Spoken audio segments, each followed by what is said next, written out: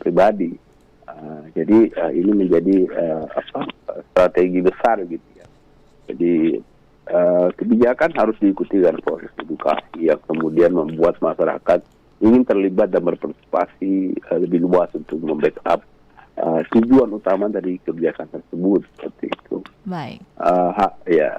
Nah, Pak Yani, ini percepatan infrastruktur kota ya. Ini juga menjadi salah satu fokus pemerintah Kota Makassar di tahun 2022 ini. Nah, percepatan infrastruktur Anda melihat saat ini apa yang perlu dibenahi dari segi infrastruktur di Kota Makassar, Pak? Dari sisi kebijakan, Pak Dhani. Ya, infrastruktur yang paling penting di Makassar itu adalah memetakan bagaimana sirkulasi air di Kota Makassar di wilayah-wilayah padat penduduk. Gitu. Baik. Beberapa minggu yang lalu, ketika misalnya Makassar dihantam dengan badai sesuai dengan perkiraan Badan Meteorologi Geofisika misalnya, itu bisa kita lihat beberapa titik-titik yang kemudian yang selama ini tidak begitu banjir ya, kemudian tiba-tiba kemudian dihantam oleh banjir. Nah, ini kan harusnya sudah menjadi perkiraan ya di dalam RPJMD Kota Makassar sendiri. Itu sudah ada risiko bencana wilayah-wilayah yang akan mengalami bencana banjir seperti itu. Nah, ini harus menjadi patokan dari pemerintah Kota Makassar untuk mendesain daerah-daerah yang kemudian rentan dengan banjir tersebut. Bisa kita lihat kemudian misalnya pembangunan selokan, drainase gitu ya, pembuangan air, itu kemudian tidak saling terkait gitu. Satu perumahan memiliki drainase sendiri misalnya, yang kemudian bisa jadi kemudian tidak tersambung dengan saluran air besar. Jadi ketika kemudian terjadi banjir, nah itu kemudian terjadi pengumpulan ya atau genangan air di daerah tersebut misalnya. Dan ini harus diantisipasi begitu ya. Ini kan butuh pemetaan yang skenario kebijakan yang strategis misalnya. Jadi ada kayak audit jalur drainase dan pembuangan air misalnya di wilayah tertentu misalnya kayak seperti itu.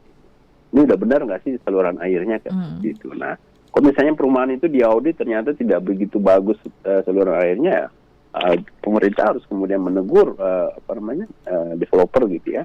Ini gimana saluran airnya seperti itu. Jadi pemerintah kota tidak semata sendiri yang menyelesaikan masalah, dia harus meminta juga pihak yang lain gitu ya untuk membantu menyelesaikan permasalahan tersebut gitu. Nah, saya melihat infrastruktur itu yang penting sekarang ya, karena perubahan iklim yang saat ini mempengaruhi kondisi alam dan itu akan menjadi semakin rentan ke depan gitu ya, bencana-bencana banjir tersebut, dan ini akan menjadi permasalahan juga dari Kota Makassar, di mana angka permukaan laut akan semakin naik. Sementara kita memiliki posisi yang makin rendah. Apa yang dilakukan pemerintah Kota Makassar ke depan untuk seperti itu? Apa skenario untuk bisa mengantisipasi tingginya permukaan air laut kita di Kota Makassar seperti ini? Apakah sudah ada tadi seperti saya audit tentang kondisi-kondisi tersebut? Nah, ini kan dan umumnya genangan air ini atau banjir tidak hanya menghantam kalangan masyarakat ke bawah, bahkan kalau masyarakat ke atas pun kena gitu ya. Jadi itu menjadi kalau perhatian ke depan. Gitu.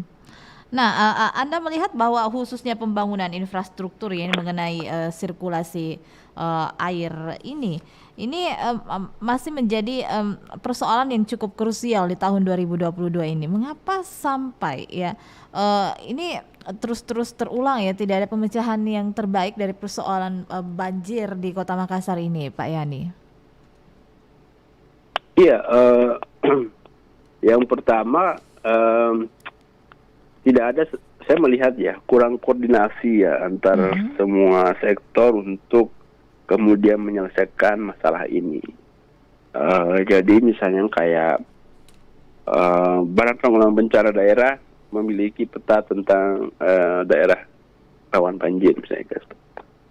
Nah, apakah misalnya peta ini menjadi sebuah standar bagi dinas tata wilayah dan PU misalnya untuk mendesain infrastruktur di daerah-daerah tersebut seperti itu.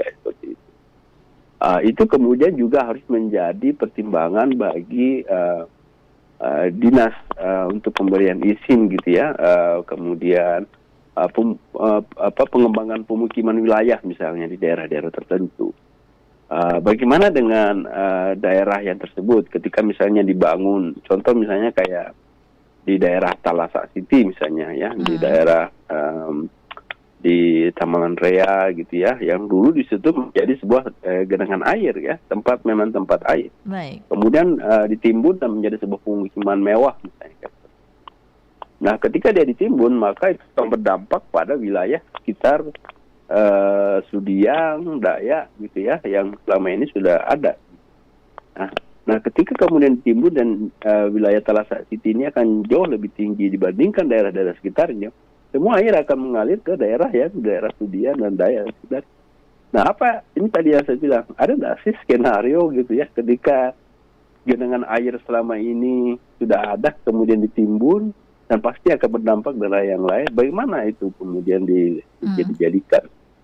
Nah, ini yang maksud saya tadi tidak ada bentuk penanganan secara komprehensif gitu, bagaimana setiap pihak itu selalu mengacu kepada peta kerawanan banjir dan kemudian ketika kita ingin membangun seperti itu misalnya harus mempertimbangkan ke depan bahwa ini dampaknya akan seperti ini, kayak seperti itu. Nah, ini kan yang saya bilang tidak ada saling kerjasama dan juga pihak swasta juga harus mengikuti ya, paham dengan kondisi-kondisi tersebut. Ketika dia timbun daerah situ misalnya, apa yang mereka harus lakukan untuk antisipasi ketika terjadi banjir misalnya di daerah tersebut, misalnya di daerah wilayah yang terdampak karena genangan air yang mereka tempati ditimbun. Ada nggak sih skenario mereka yang bangun supaya tempat mereka itu tetap menjadi genangan air misalnya kayak seperti itu. Dan tetap juga mendukung pemukiman untuk bisnis mereka seperti itu. Iya. Jadi kita harus membangun sekali lagi, tidak sekedar membangun, kita harus membangun untuk memperhatikan konteks lingkungan gitu ya, dan perkembangan iklim yang terus berubah. Baik, saya ke penelpon Pak Yani. Selamat pagi. Assalamualaikum warahmatullahi wabarakatuh. Waalaikumsalam, selamat pagi. Pagi Pak Irwan. Iya, dengan Pak siapa Pak? Pak Yani. Iya, dengan Pak siapa Pak? Dengan Ferry di Ponegoro. Baik, silakan Pak Ferry. Ya, saya mau ngucapin dulu selamat tahun baru 2022. Ya, selamat tahun baru Pak. Semoga sehat semua ya. Amin. Selamat. Ya. Silakan Pak Ferry. Ya, ini mengenai juga soal banjir ini Pak. Setiap tahun itu kalau musim hujan selalu saja terjadi banjir, dan ini juga masalah banjir ini nggak pernah bisa terselesaikan. Bukan banjir Pak, tapi genangan ya. Ya, di genangan juga itu di mana-mana tuh banyak tuh. Dan juga kanal-kanal yang besar, maupun yang kanal yang kecil itu juga harus sering dibersihkan. Ya kan. Dan juga mengenai soal infrastruktur itu juga masih banyak infrastruktur juga perlu dibenahi Pak. Dan juga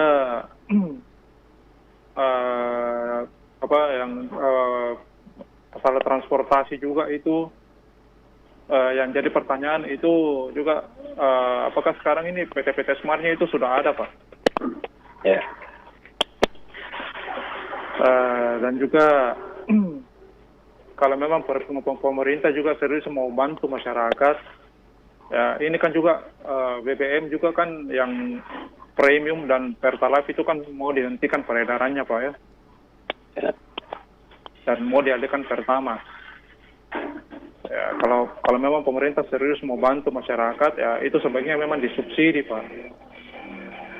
Ya kan, karena kasihan juga masyarakat ini kalau Pertamax itu kan mahal, per liternya itu kan mahal, 9.000 ya. Ya. 9.000 sampai Dan juga ada 12.000. Pertamax Turbo tuh, sekitar 12 ribuan ya per liter. Baik. Ya. Jadi ya itu masalah BBM itu kalau mau dialihkan ke Pertamax ya itu Pertamaxnya disubsidi Pak, supaya masyarakat bisa dibantu. Baik. Ya kan, karena begitu juga kalau transportasi online apa itu dialihkan ke Pertamax kan itu kan semua tarifnya juga jadi naik Pak. Ya. Ya kan, apalagi PT-PT itu. Ya kan. Ya. Mungkin mudah-mudahan ini di tahun 2022 ini bisa menjadi lebih baik lagi lah Pak. Dan juga kita apresiasi adanya lorong wisata, ya kan, seperti itu. Yeah. Baik, Pak Ferry. Ya, mungkin kalau memang pemerintah juga serius nih mau bantu, ya Pak Wali Kota juga harus turun ke lapangan lah, melihat situasi dan kondisi dan perekonomian masyarakat, ya kan. Baik. Dan juga usaha-usaha kecil tuh, pedagang kaki lima. Ya, itu juga harus diperhatikan. Ya kan? Baik. Supaya ekonomi juga ini bisa berjalan di tahun 2022 ini bisa lebih baik lagi. Iya. Mungkin saya kira itu mungkin yang saya mau sampaikan Pak. Kedepannya bisa lebih baik lagi. Baik, terima kasih Pak terima Ferry. kasih Pak Ferry. Pak Yani, selamat pagi, salam sehat Ki. Salam sehat ya Pak Ferry. Iya Pak Ferry, ini banyak pertanyaan Pak Ferry masalah banjir ya, subsidi Pertamax, kemudian juga ini masalah lorong wisata ya, pemulihan ekonomi seperti itu. Nah silahkan Pak Yani menanggapi ini. Iya, ya jadi ya apa yang disampaikan Pak Ferry itu menjadi salah satu ungkapan masyarakat Makassar ya terhadap harapan kepada pemerintah Kota Makassar untuk merespon persoalan infrastruktur ya. Tadi saya sampaikan tentang banjir gitu ya, dan juga soal kemacetan. Ini sudah menjadi keluhan kita di setiap tahun sejak berapa puluh tahun bahkan gitu ya. Dan itu mungkin sudah menjadi konsekuensi di Kota Makassar, tapi kemudian seharusnya menjadi perhatian gitu ya, untuk meminimalkan kondisi terburuk bagi para penghuni warga Kota Makassar. Soal BBM dan lain-lain itu juga mungkin menjadi perhatian kita gitu ya.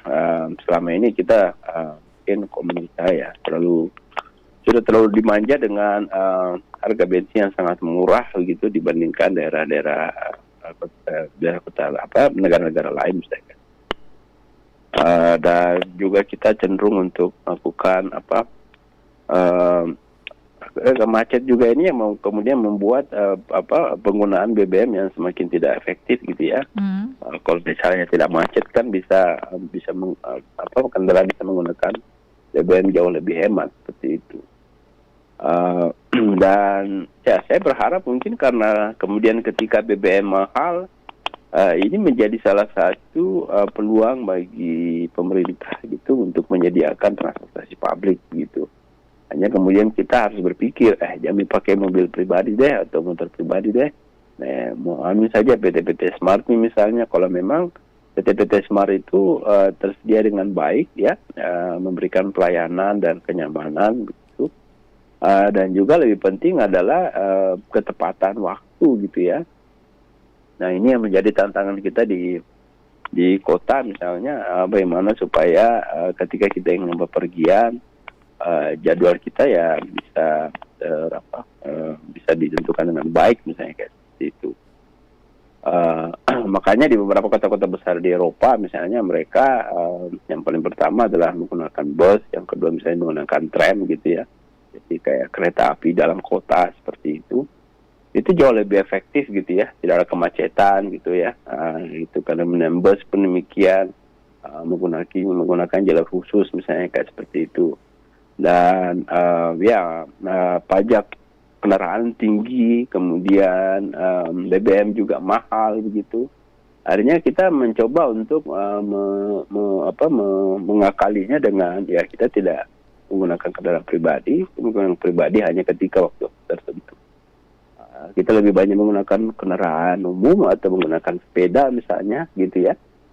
Jadi itu harus diupayakan ke depan bagaimana supaya kita bisa mengantisipasi semua persoalan itu, dan itu kita berharap kemudian warga masyarakat kalau di luar negeri misalnya jauh lebih sehat karena mereka naik sepeda. Kemudian yang kedua dia tidak macet kemudian karena orang lebih banyak menggunakan kendaraan publik seperti itu. Baik. Nah ini bisa menjadi salah satu peluang untuk melakukan skenario ke sana. Tapi ya sekali lagi pertama harus menjamin bahwa kendaraan publik itu memang murah gitu ya, kemudian mudah dijangkau misalnya kayak seperti itu, dan nyaman dan aman gitu ya. Nah ini yang menjadi tuntutan masyarakat ketika misalnya kebijakan itu ditentukan. Ya.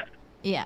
Nah, Pak Yani, ini subsidi ya, subsidi yang diinginkan oleh masyarakat. Begitupun juga dengan para pengemudi angkutan PT-PT ya. Yang sekarang ini juga kita melihat bahwa Organda banyak menyuarakan yang menolak hadirnya teman bus seperti itu. Ya. Nah, betul. Ini apakah tentunya di tahun 2022 pemerintah Kota Makassar ini harus juga menyiapkan subsidi bagi para pengemudi angkutan PT-PT di tengah tentunya hadirnya ya salah satu moda transportasi yang saat ini cukup diminati oleh masyarakat Makassar, Pak Yani. Iya, ini juga sudah menjadi tuntutan bagi kita di Kota Makassar untuk transportasi publik yang nyaman begitu. PT-PT kan sudah ada sejak dulu ya. PT-PT ini menjadi salah satu ciri khas kita di Makassar dengan transportasi publik seperti itu. Cuma selama ini PT-PT ini tidak pernah mencoba untuk mentransfer diri mereka gitu. Jadi mereka mencoba banyak menuntut tapi tidak pernah melihat dirinya sendiri gitu. Yang pertama kita tahu dari dulu supir PT-PT itu ugal-ugalan gitu. Yang kedua mereka biasa tidak menghargai penumpang gitu misalnya. Jadi tidak ada standar bagi para pengelola PT-PT dengan para supirnya dan membuat nyaman para penumpangnya begitu. Jadi itu kemudian tidak heran gitu ya, masyarakat justru akan jauh lebih memilih kendaraannya jauh lebih nyaman gitu. Nah ini menjadi tantangan di PT-PT karena PT-PT ini kan bukan sebuah perusahaan gitu ya, dikelola oleh secara personal gitu, kemudian supirnya juga mereka tidak ada pelatihan atau bagaimana untuk bisa melayani para penumpang dengan baik gitu. Ini jadi kalau saya otokritik bagi para pengelola PT-PT gitu, bahwa kalau ingin PT-PT tetap ada ya pertama mereka harus mencoba untuk memperbaiki diri gitu ya, perbaiki diri dalam pelayanannya seperti itu. Jangan dipaksa warga lah untuk naik di tempatnya kalau misalnya pelayanan Anda tidak bagus kan begitu. Jadi ketika misalnya ada alternatif transportasi seperti teman bus yang jauh lebih nyaman, pelayanannya lebih baik misalnya, ya tidak heran gitu ya orang akan mengarah ke sana seperti itu. Nah ini menjadi menurut saya harus berkompetisi dengan sehat gitu ya. Bagaimana kemudian Organda tidak hanya kemudian menjadi sebuah organisasi yang semata menghimpun kepentingan para PT-PT untuk supaya mereka tetap eksis. Organda juga harus mencoba menjamin semua anggotanya untuk pertama ya mereka harus mengikuti peraturan gitu. PT-PT itu kan kalau balap mereka tidak ikuti lagi, tidak ingat lagi penumpangnya, biar lampu merah hantam juga misalnya kayak seperti itu gitu ya. Orang duduk di pintu misalnya kayak gitu. Belum orang bayar langsung dia gas lagi misalnya kayak gitu. Jadi kita bisa lihat kemudian PT-PT ini ugal-ugalan kan gitu ya. Baik. Ini menurut saya kita harus saling membantu lah gitu ya. Jika misalnya Anda ingin menjadi alternatif moda transportasi masyarakat, ya Anda harus melayani masyarakat dengan baik. Nah, Organda selama ini tidak ada kebijakan seperti itu untuk bisa membuat para supirnya mengikuti peraturan gitu ya, membuat merasa nyaman.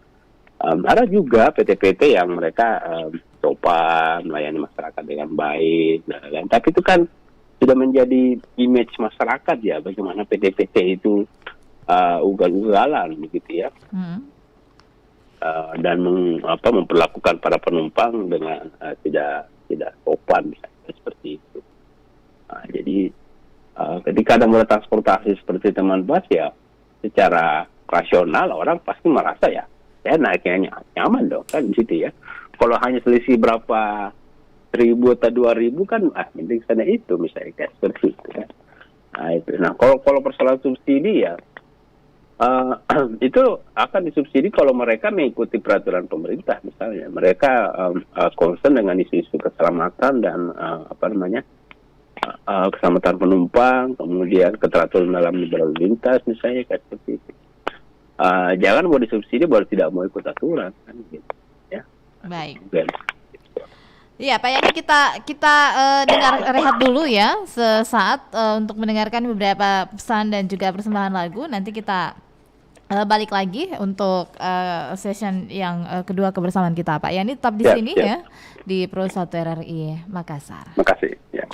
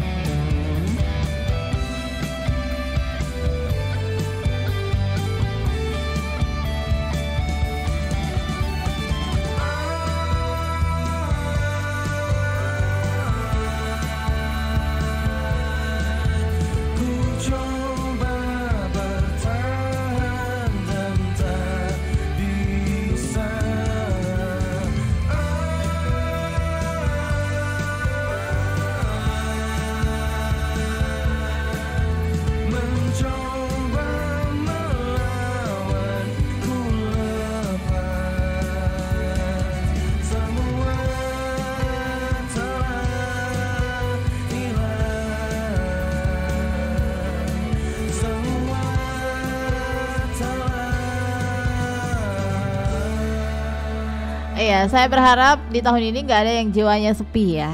Hari yang cerah untuk jiwa yang selalu cerah juga ya. Baik, meskipun cuaca di pagi hari ini sangat tidak mendukung, tapi kita tetap memberikan suasana yang ceria untuk Anda di pagi hari ini ya, bersama di Pro 1 RRI Makassar dalam dialog lintas Makassar pagi. Masih bersama dengan narasumber kami ya.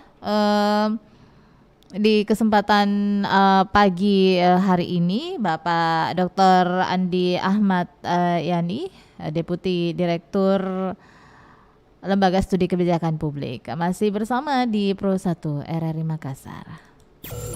Lintas Makassar pagi.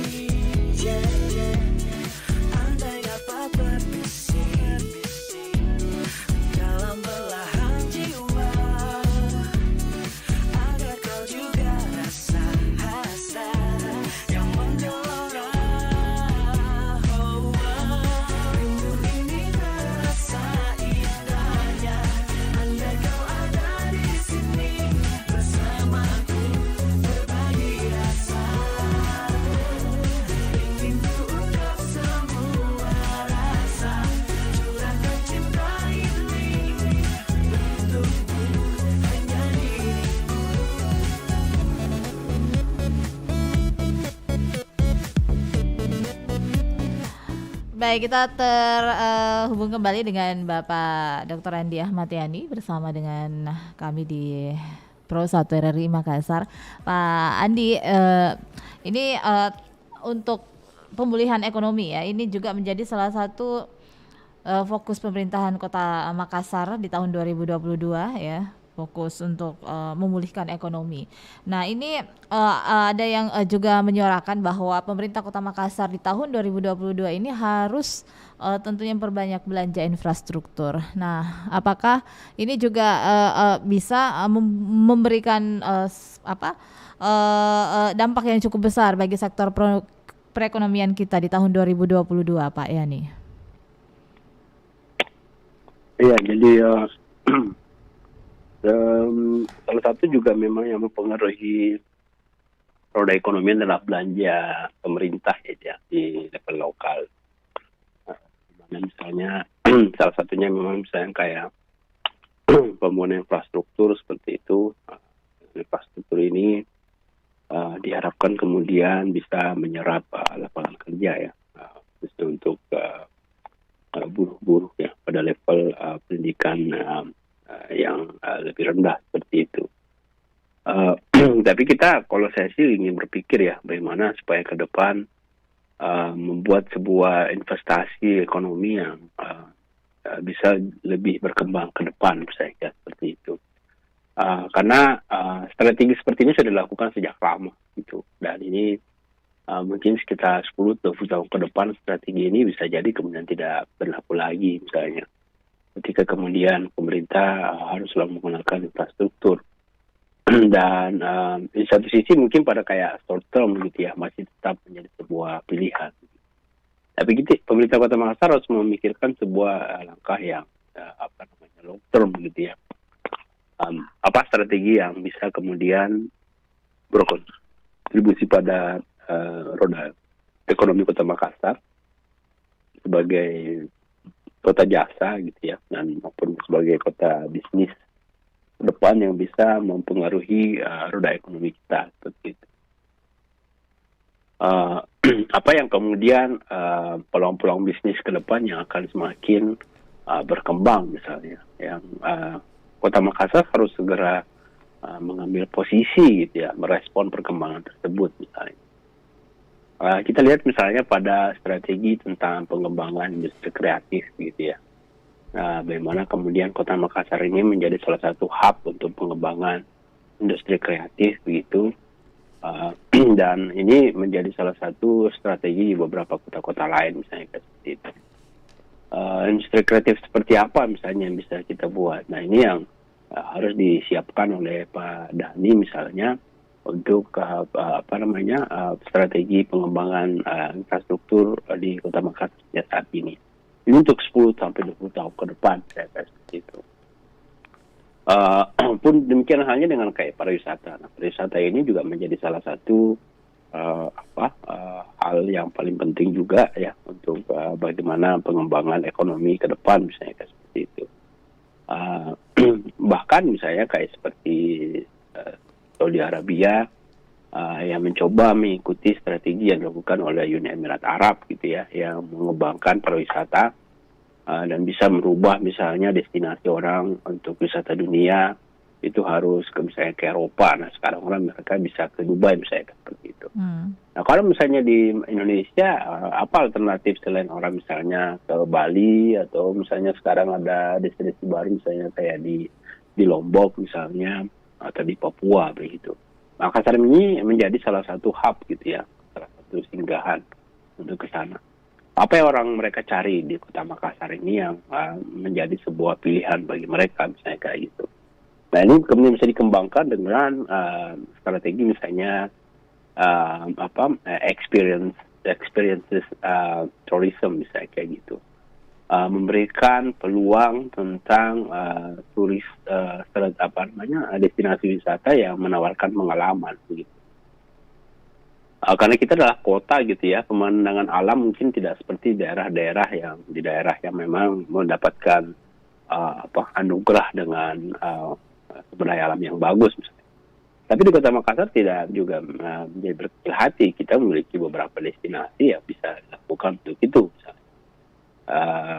Contoh misalnya satu kawasan yang di daerah Borong gitu ya, yang dulu terkenal untuk pengrajin perak dan lain-lain misalnya.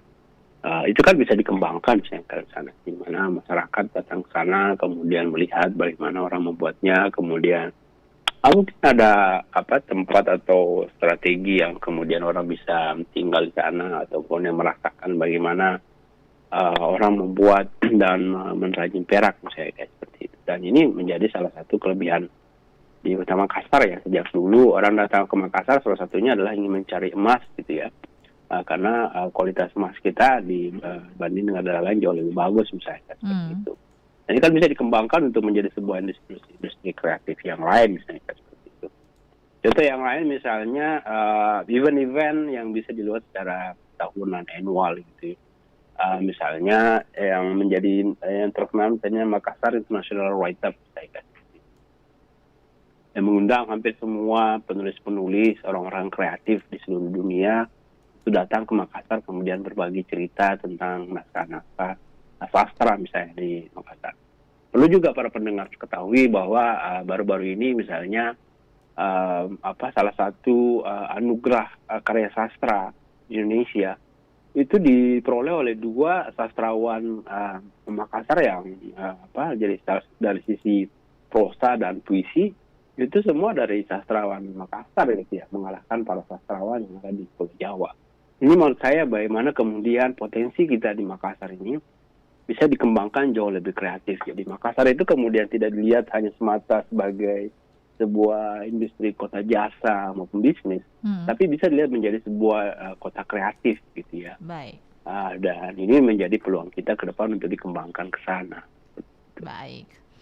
Baik Pak Yani, tentunya banyak hal yang disampaikan oleh Pak Andi Ahmad Yani ya untuk pembangunan Makassar ke depan, salah satunya untuk memulihkan ekonomi. Makassar ini adalah kota kreatif ya, dilihat dari sisi pariwisata juga ini bisa menjadi peluang bisnis yang begitu besar ya untuk membangkitkan perekonomian ya. Berbagai hal telah Anda dengarkan ya untuk kebersamaan kita di kesempatan pagi hari ini. Pak Yani, terima kasih untuk kebersamaannya di pagi hari ini.